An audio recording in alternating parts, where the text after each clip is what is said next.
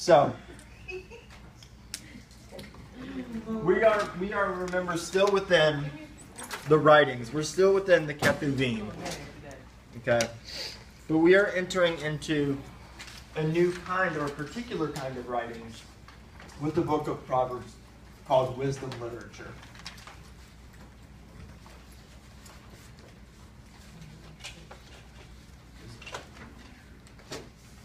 And within the Hebrew Bible, we have 3 books that are part of this wisdom literature. All right, the first one is obviously Proverbs. Any ideas what the other 2 would be? Job and? Psalm. No, it's not Psalm. Lamentation. Ecclesiastes?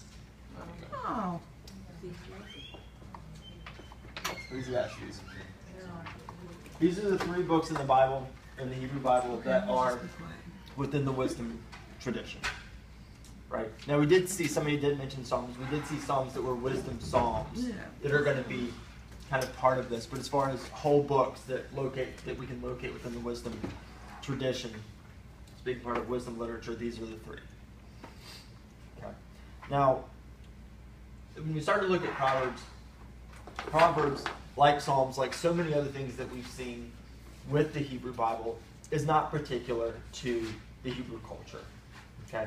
When we look back at the ancient world, we see many other cultures that have proverbs, right? And we have, cultures today that have proverbs, right? I'm always bad with thinking of proverbs off the top of my head, but you can kind of think of some. I mean, I know, we had our little thing at the beginning of class, like spare the rod, spoil the child. It was like a proverb based on a biblical proverb. Is there another one that you were thinking of? I was thinking about how we said other cultures, Chinese proverbs. Yeah, Chinese proverbs, right? We have the early bird gets the worm kind of thing, right? Cultures have proverbs, right? So when we look in the ancient world, these are called the maxims of Tehotep, which is, so we're looking at Egyptian maxims or Egyptian proverbs, and they sound really, really similar to what we find in Proverbs. So for example, if you work hard, and if growth takes place as it should in the fields, it is because God has placed abundance in your hands.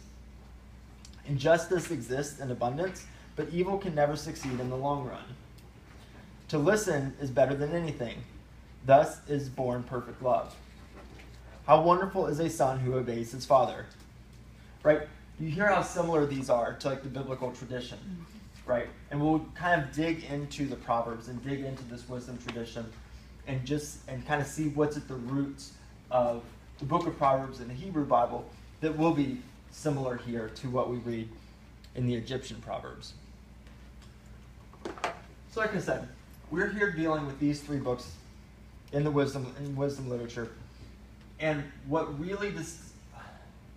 major thing that really distinguishes wisdom literature is, let's see here, there is a concern with the present.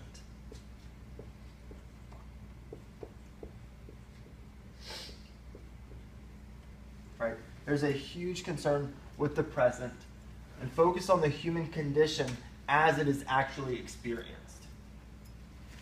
So we can say concern with the present and human experience. You said focus on the human condition as it what? As it is currently, as it is experienced. Right? So we're not thinking about what human experience is in some grandiose theoretical, religious kind of context. So much so. We are focusing on how it's experienced day to day. Right? As human experience is actually lived out. Now, how would this focus on the present be different than some of the other books and kind of literature that we've looked at? For example, the Psalms. What's maybe different? They were written for a specific thing, like the wedding of a king or... Okay. Yeah, so we had some kind of specific uses, whereas the wisdom literature, these are going to be more universal. Right? Good. I mean, some of the other things we've read have been more focused on the future. Okay. How so?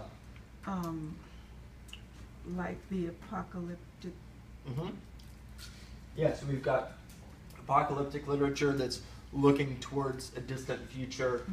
What else? Think about hymns of thanksgiving. Oh, they're focused on Yahweh. Praise I to keep going. Yahweh. Remember when we have these psalms of thanksgiving or hymns of praise, that there's this look back. Yeah, that's what I meant. Right? There's this look back. We don't have that so much in wisdom literature. There is very little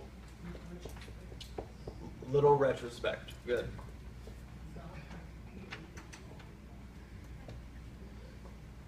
Right?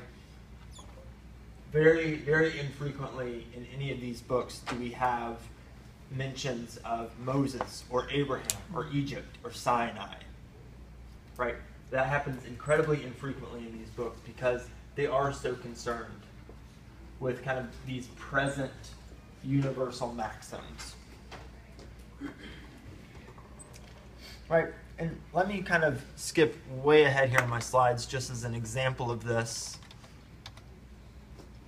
This is from 1 Kings.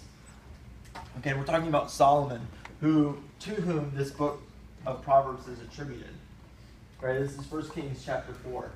It says, God gave Solomon great wisdom, right, discernment and breadth of understanding as vast as the sands on the seashore, so that Samson's wisdom surpassed the wisdom of all the people of the East. The people of the East are typically referred to as incredibly wise people from the biblical tradition. And all the wisdom of Egypt. Right? Notice that the people of the East have wisdom. It's just Solomon's is greater. Right? Egyptians have wisdom. It's just Solomon's is greater. Right? He was wiser than anyone else. Wiser than Ethan, the Ephraimite. Heman, Calcul, right? Goes through this list. His fame spread. He composed 3,000 proverbs. So on and so forth. Right? These other people have wisdom. Right? So here we see this kind of universal nature of wisdom. It is not something particular to Israel, even within Israel's mindset. Right? This is not something that only Yahweh gives to who he selects. Right? This is a much more universal phenomenon. And that should kind of make us think about what the Hebrew people mean by the word wisdom.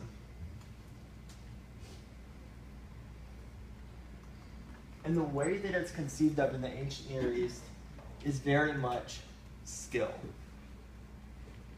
Wisdom is the skill of living well. Right? A wise person is someone who knows how to live well, who has developed the skill of living well. Right? In the same sense that a craftsman has a skill at crafting things, a blacksmith has a skill at his craft. A politician has skill at his craft. Right? Wisdom is is understood as the skill of living well. And so that's why you can have other people having this skill, right? It's just they live well, they have these ideas of what it means to live well. It's just in the biblical tradition here, it's saying Solomon has greater skill. Right? It's almost like saying Solomon can build better chairs. Solomon is a better politician, right? He has a better grasp on these things. Right? Now, as we said, the book of Proverbs, as a lot of people kind of are familiar with, is attributed to Solomon, right? But this is the same kind of synonymous authorship that we saw in the book of Psalms, right? Well, where we had all these Psalms being attributed to David. Yeah.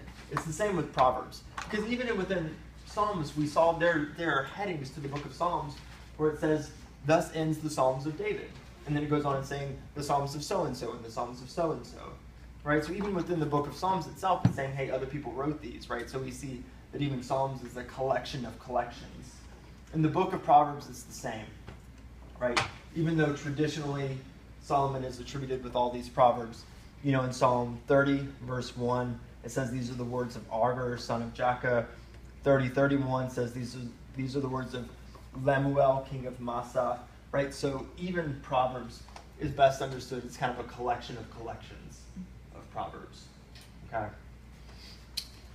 Now, what is interesting with those attributes, especially in seeing that we have attributes that are, or proverbs that are attributed to Solomon and proverbs that are attributed to Lemuel, king of Massa, is that this proverb tradition is very closely linked with the royal court.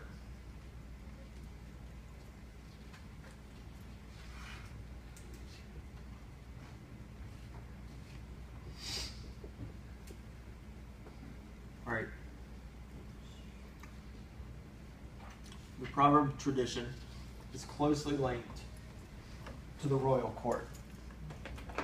And this makes sense when we start to actually read these proverbs, is that so many of these proverbs deal with things that would have been more relevant to urban elite rather than rural farmers. Okay? There are some that do take that kind of tone, but for the most part, we see proverbs that concern things like advancement in the court. Right? We even see proverbs that deal with things like table manners. When you sit down to eat with a ruler, observe carefully what is before you, and put a knife to your throat if you have a big appetite. Oh, right? Don't eat too much. Don't be a hog if you're sitting down with the ruler. Right? Watch yourself. Right? This would be really bizarre advice to give somebody who would never have the opportunity to eat with a ruler. Right? So kind of understanding this kind of setting for these proverbs is helpful in helping us make sense of them. And there's also a lot of urban metaphors and imagery. We see a lot of imagery of people being at the gate of the city. Right? There's this. We'll talk about the Lady Wisdom being at the gate and crying out, and Dame Folly, kind of her polar opposite, also doing the same thing. Right? So there's all these urban metaphors and imagery that goes along with that. Along with the idea of being a collection of collections, real quick, can somebody pull up Proverbs 21, verse 9, and somebody pull up Proverbs 25, verse 24. So we're looking for 21, 9, 25, 24. And actually, if somebody else can pull up 21, 19. I got 21, 9. I got 21:19. Okay. Somebody else have 25, 24? It's good now. Yeah, I It's found good it. there? Okay. What does 21 verse 9 say? It is better to live in a corner of the housetop than in a house shared with a contentious wife. Okay, what does 25, 24 say? It is better to live in a corner of the housetop than in a house shared with a contentious wife. What does 21:19 say? It is better to live in a desert land than with a contentious and fretful wife. Right. Hallelujah. So here in 21 and 9, we have the exact same problem. Right, the exact same problem. 21:19 being a variation on that. Right? It's strange if these are not collections of collections, it would be very strange for like the author to write this 3 times. I think it was important. Right? It was very important. It's just this really needs to be emphasized. Hey, mom, look, if mama not happy, There Yeah. you go. Ain't nobody happy. What would a contentious wife be? I'm not getting into Let me that. know. I'm playing safe. We are greatly outnumbered in this class. But this does show us another thing about Proverbs, is that it is very much not only written from kind of an urban perspective, but there is a very conservative and patriarchal perspective in the book of Proverbs as well.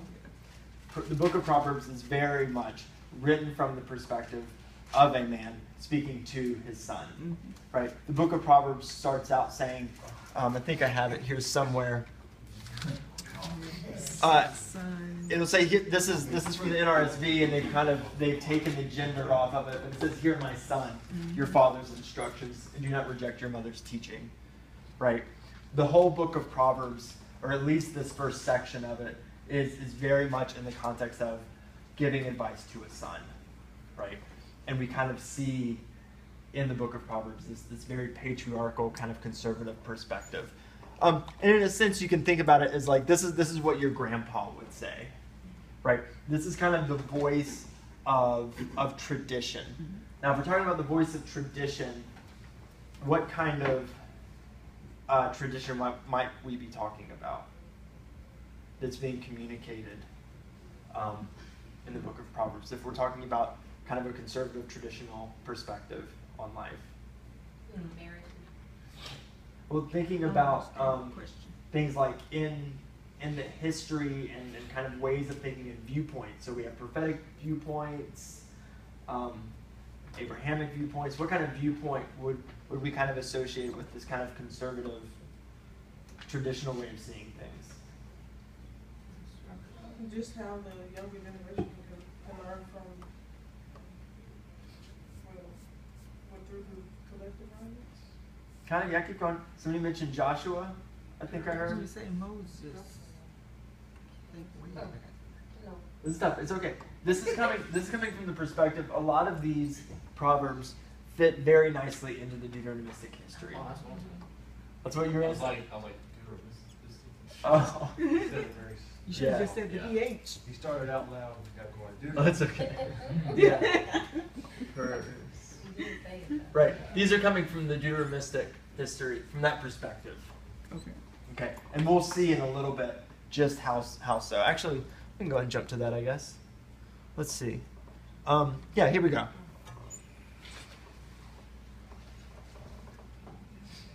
These are three kind of examples of how the book of Proverbs fits very nicely into the perspective of the Deuteronomists. Right? Yeah. Proverbs 33. 33? 3? It might be 333. Sorry. Yeah. My bad. You can just, That roll ends that with right 31. here. Sorry. That ends with 30 or 31.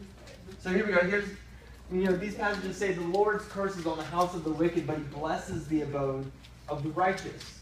The way of the wicked is an abomination to the Lord, but he loves the one who pursues righteous. And finally, the reward for humility and fear of the Lord is riches and honor and life.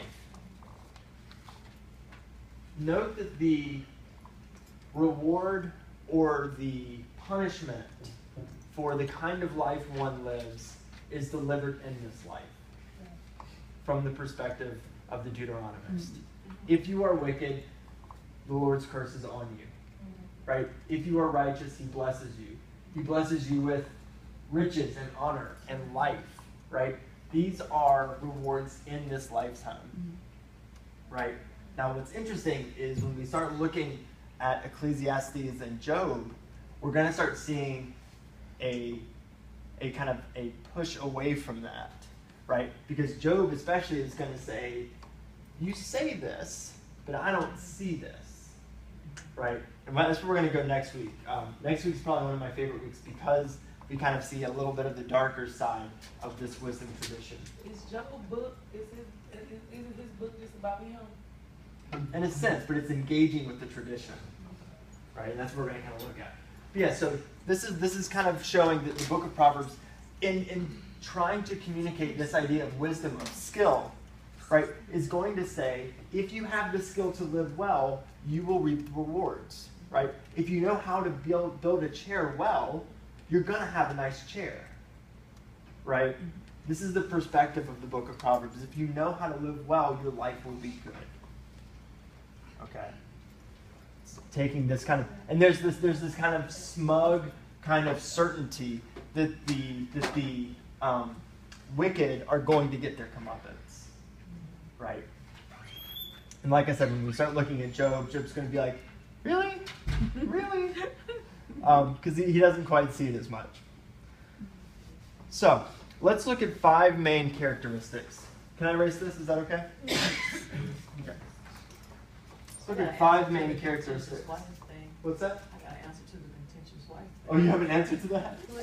Well, I would rather you say it than I say it. Well, I mean, you can just go to Proverbs 31 and start at verse 10, and the opposite of everything that they list there. Yeah. You know. Well, it's interesting though because in Proverbs 31, I don't know how that translation translates it, but it's actually the word there is woman and not wife. Uh-huh. Virtuous woman. Yeah. Virtuous woman, right? So here we're dealing with somewhat of like, and it's still there's some patriarchal overtones to it, but it's not just a good wife is like this. This is just talking about a good woman generally. But And We'll this slip one, that word in the day in the conversation. Tomorrow morning, see what it is. contentious. Stop Don't being so do it. contentious. Don't do it. We want to see Don't you. have We Okay. want to see you you. wanna have a. I want to see you. I was I want getting ready to to see you say, do next you wanna week, eat? Bob. She said something. You wanna We eat? have a GoPro. Do you wanna eat for Thanksgiving? We want to breathe. All right, so Nothing 5 but characteristics. Yes. She would say, Right. what's contentious? Number 1, like we said, it is focused on daily life.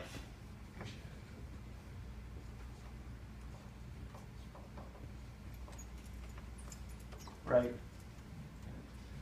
As opposed to the history of the faith. Right? We don't see phrases like the God of Abraham, Isaac, and Jacob. Right? Those phrases that recall Israel's history are absent from these books, from the wisdom tradition. This is 5 characteristics of the wisdom. Yeah, right? this is 5 characteristics of wisdom Literature. literature. Yeah, so this isn't just Psalms. Okay, so yes, there's that focus on daily life. Right, so for example, things like this. Better is a dinner of vegetables where love is than a fatted ox and hatred with it. Right, as a door turns on its hinges, so does a lazy person in bed. Do not be one of those who gives pledges, who becomes surety for debts. If you have nothing with which to pay, why should your bed be taken from under you? Right? So we have here things, this is very much, home life. This is kind of dealing with business. Right? So both sides of kind of daily life, the Proverbs kind of work within, and wisdom tradition as well. Okay. The second one is looking for meaning in the mundane. Oh, yeah, that's Right? When you think mundane, the ordinary, the everyday. So you saying that mundane I'm sorry, means- that was home, that was. Mundane is ordinary, Yeah. everyday. Right? The humdrum of life.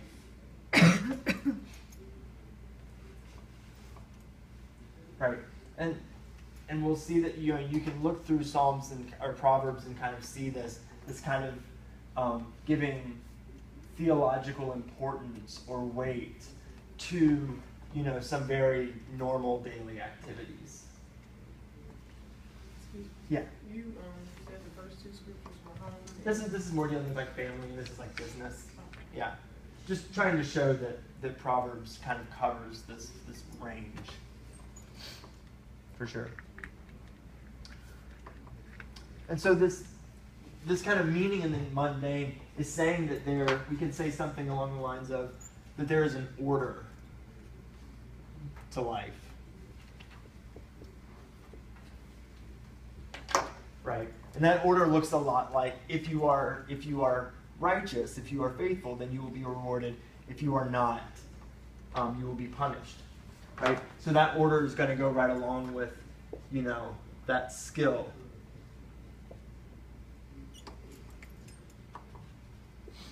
Of living well.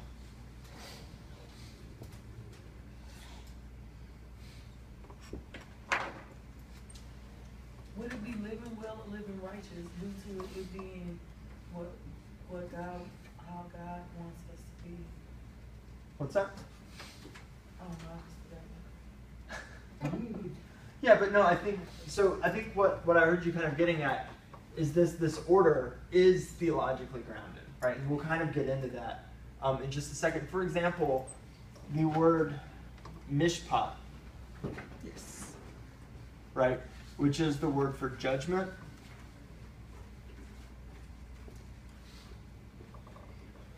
Occurs very frequently within the book of Proverbs, right? It actually occurs, so remember how we talked about Psalm 119 being a wisdom psalm, Yes.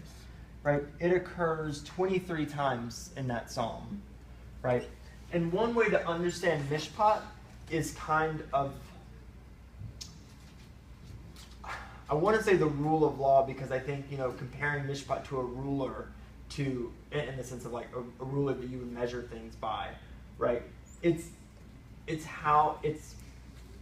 a hard term to define because just saying it's judgment, it's like, okay, if you were to make a judgment about something, right? If you were to say this is good or this is bad or this is straight and this is crooked, mishpat would be what you're comparing it to know, right? Okay. Does that make sense? It's like, oh, I know this line is crooked because I have a straight line and I can judge it against this line and I can say, oh, okay, that's a crooked line, right? Mishpat is that kind of sense, right? Because it can be used in the sense of, in 1 Samuel when he says, when God tells Samuel to tell them how bad a king is going to be. You guys remember this? Right? He says, show them the way of the king. Show them the mishpat of the king. Show them the kind of rule that a king will have. Right? The way that a ruler will judge life and judge your interactions and how life will be ordered around a king. Right? So this is kind of the opposite? the use of this word. What's that? It's not, well, I understand the definition is opposite, but it should not be this, but it should be that? Is it? Well, mishpat is what you use to be able to make those judgments. I got a question. Yeah, so it's like if. Well, let me take this question first, and maybe it'll help clear things up. Yeah. So when he said, show them what a king is to look like compared to me, Uh-huh. and Yeah. the way I treat you, this is the way this king is going to treat you. Right. When he says, like, he's going to take your land and take your women and Mhm. make you work for years. But Yeah, exactly. I don't do that to you. Right. Because I think it's in Leviticus where God says, don't be like the people in Egypt where I brought you from. Don't be like the people in Canaan, but obey my mishpat. Mm-hmm. Right? So even in Samuel, when he's saying, show them the way of the king, he's very much like saying, as compared to my way. Right? So, I mean, like, we can think of, it has this very broad meaning, order and way.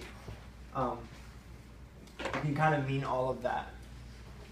What about skirt, M-U-S-A-R, isn't that judgment as well too? Say the word again. It's in our, I think that's Proverbs. in our book. Spell it one more time.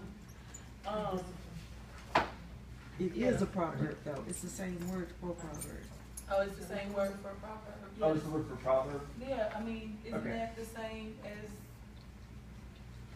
Not so much. mishpat? Let me see real quick what the book is.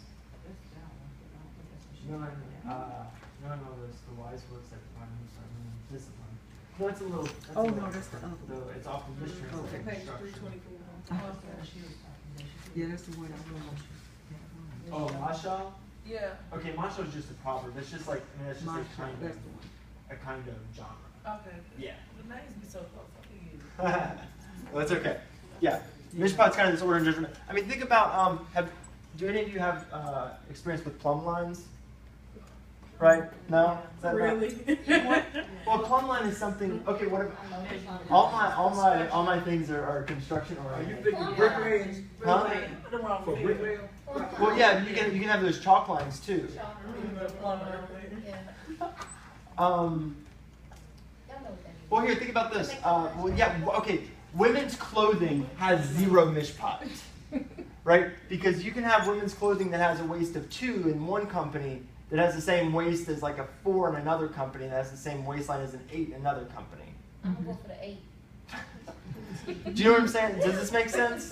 Does this make sense? So I know this is a weird metaphor, but you know how does that example ring true for you? Have you? Not really. Not This is going with this. Anyways, I'm always feeling like what might be a size 2 at one place could be somebody else's size, whatever. yeah, yeah. So he's saying there's nothing to compare it to because they're not. They're both size 2, but they're not the same. You can't measure it by. You can't put a tape measure around your waist All size and 2 say is if not size if 2, my not waist is Right. 18, then I'm a size 2, but it might not be at this place. So Right. it's not a mishpat. Right. So for example, like guys' pants, like the way the waist is measured is actually in inches. Yes, exactly. Right. So you wear a size 30, or you wear a size 34 or 38 because it's like measured by inches. Right. There's a particular thing that we're comparing it to. Right. An order to which we can judge whether something is actually 32 inches or not. Right. But with women's pants, this doesn't exist. It does Oh, not. okay, okay. It's just like, oh, sure, it's a 2 because it's tiny or whatever, you know. So. So anyway, so this is kind of that order that the book is kind of like referencing. Was talking about mishpat, this way the world is ordered. Okay.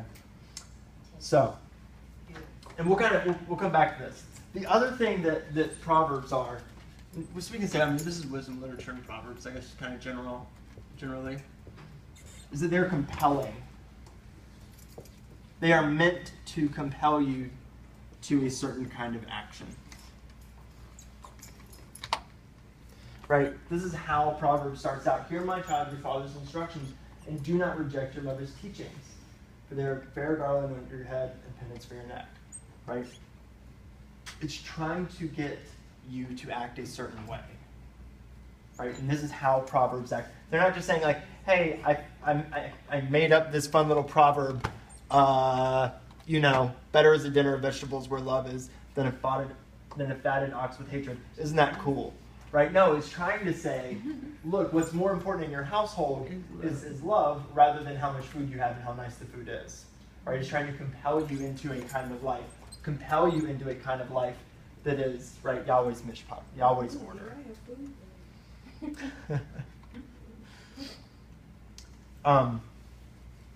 And one thing that the text does to show how compelling it should be is we have here this dichotomy, this contrast between lady wisdom and a foolish or foreign woman.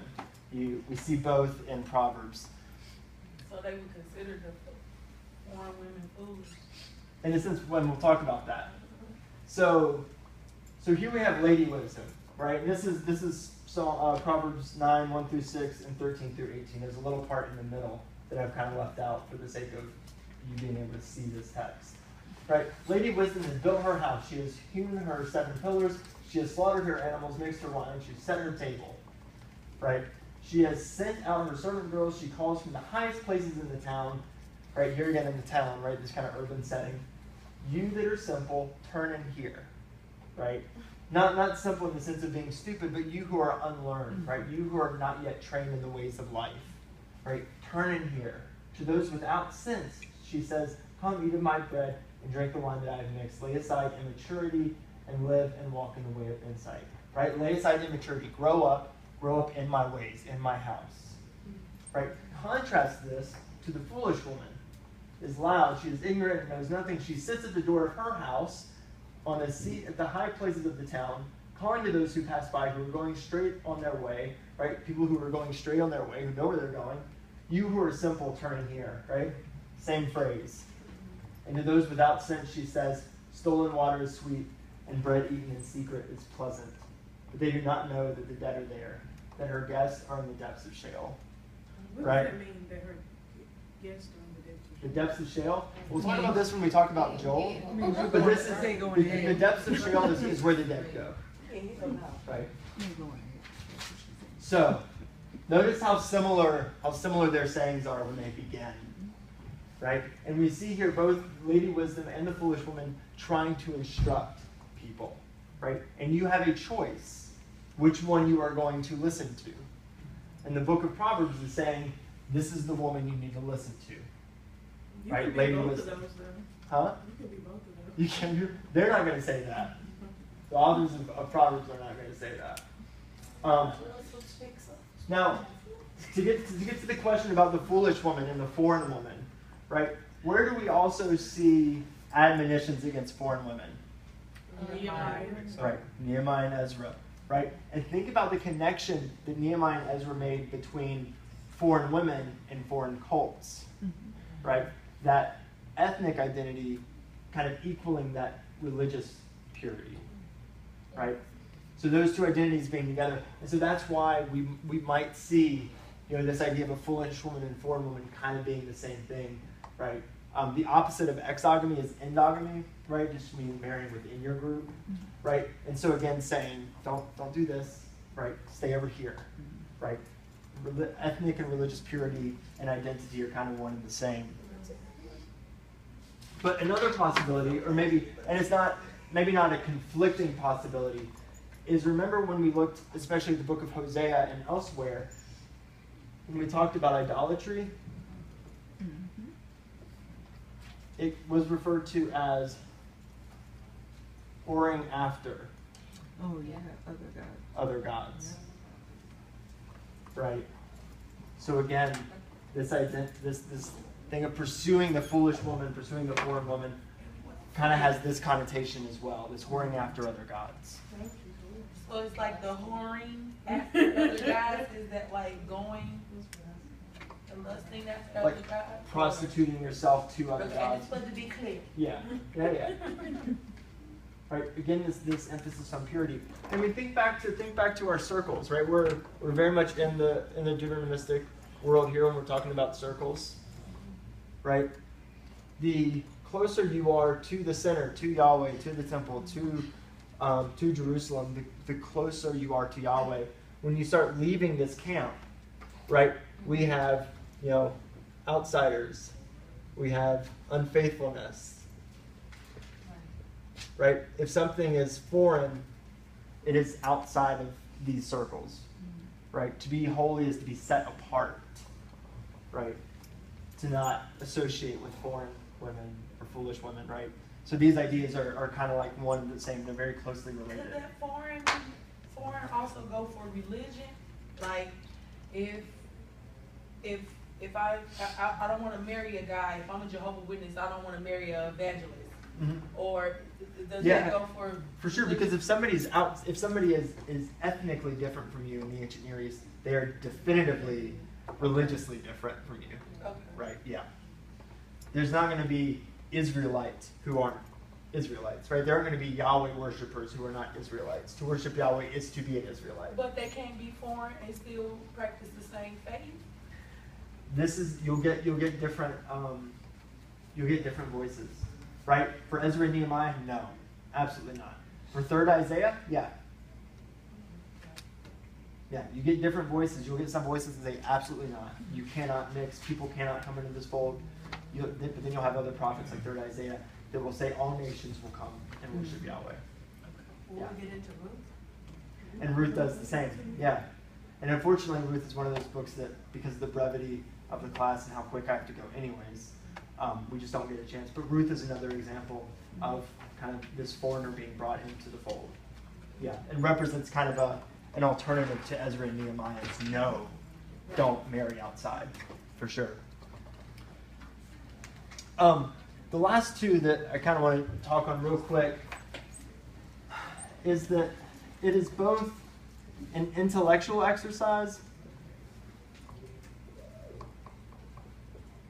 right? There's this idea that when we looked at the Egyptians and these other people having wisdom, right, that this is just kind of what you experience in your day-to-day life, and you're like, okay, well, this is just how this works, right? When I press the number 3 on the elevator, it goes to the 3rd floor, right? This is my experience I've learned from it. I'm telling you what's going on in life.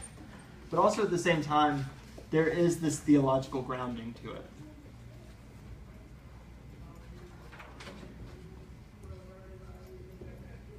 Right? Like we talked about with this mishpat. Right? This is Proverbs 1:7. The fear of the Lord is the beginning of knowledge. Fools despise wisdom and instruction. Right? Think about, when we looked at Psalms and the antithetical parallelism, right? We're showing two opposites. Right? So the fear of the Lord is contrasted. Those who have the fear of the Lord are contrasted to those who are fools. Right? The beginning of knowledge is contrasted to, the opposite of wisdom and instruction, right? We see that kind of antithetical parallelism there, helping us kind of understand just what the fear of the Lord means, right? The fear of the Lord is inherent to wisdom and knowledge in one sense, right? There is that theological grounding. This is a really long passage from, if you want to write it down, it's chapter 8, Proverbs 8, 12 to 31. And what we have here is this really interesting story about the beginning of wisdom, right? It says that the Lord fathers wisdom before the world created, and that wisdom was around to see and watch God create the world, right? So who better to ask for instruction than somebody who saw the thing being put together, right? And so here, and people have debated whether or not this is kind of drawing on, a tradition of possibly wisdom being like this lesser deity. And that's really, really debatable. But I think what we can take away from this is that if wisdom is there for the beginning of the world and the creation, and if we're wanting to know the skill of living in it, then wisdom is someone that we should seek out. So, say one person has this wisdom for a certain thing, but not wisdom for like a lot of things. Uh-huh. Would you just take instruction from that point of view? And, like somebody who is rich, if they were giving instruction on how to become rich, then that's their wisdom. Well, I will say this: wisdom is very much about living life well, right? You can have skill in becoming rich, Right. but interestingly enough, and I don't have it here, but in chapter 1, verse 3, it says that wisdom is not for becoming rich. It says that wisdom is for righteousness and justice and equity, right? So the purpose of this wisdom isn't to become wealthy. And this is that kind of tension that the book of Proverbs exists in, is yes, it's kind of like, here's how you live well, here's how you kind of advance in society and these kinds of things. But at the same time, that kind of gets balanced out by this mishpat, this idea that it's grounded in Yahweh, grounded in justice and righteousness and equity. So there's kind of a tension there that the book kind of exists in. So awesome, guys. We will, next week, we kind of do the dark side of the Hebrew canon with Job, Ecclesiastes, and we'll finish with Daniel.